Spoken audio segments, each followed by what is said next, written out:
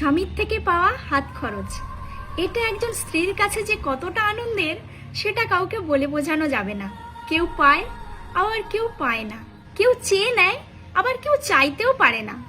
যে পায় সে খুবই ভাগ্যবতী, আর যে পায় না তার কষ্ট একটু অন্য। এমনটা নয় কিন্তু যে টাকাটা সে পেলে পুরোটা খরচা করে দেবে, হয়তো টাকাটা জমিয়ে রেখে দেবে, সংসারেরই কোনো কাজে লাগাবে, না হলে দুঃসময়ে কোনো কাজে লাগাবে।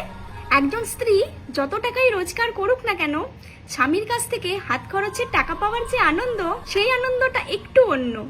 আপনি হয়তো আপনার স্ত্রীকে দামি দামি জিনিস কিনে দিচ্ছেন, ভালো মন্দ খাওয়াচ্ছেন, আবার কোথাও ঘুরতে নিয়ে যাচ্ছেন, সেটাতে হয়তো সে অনেক আনন্দই পাচ্ছে, কিন্তু এই হাত খরচের টাকা পাওয়ার যে আনন্দ সেটার কাছে কিছুই না।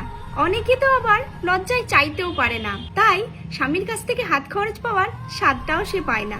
তাই প্রত্যেকটা স্বামীর কাছে আমার অনুরোধ, প্রতি মাসে আপনার সামর্থ্য মতো কিছু অল্প টাকা আপনার স্ত্রীর হাতে দেন। এতে সে যে আনন্দটা পাবে, সেই আনন্দ দিয়ে আপনার সংসারটাকে ভরিয়ে রাখবে।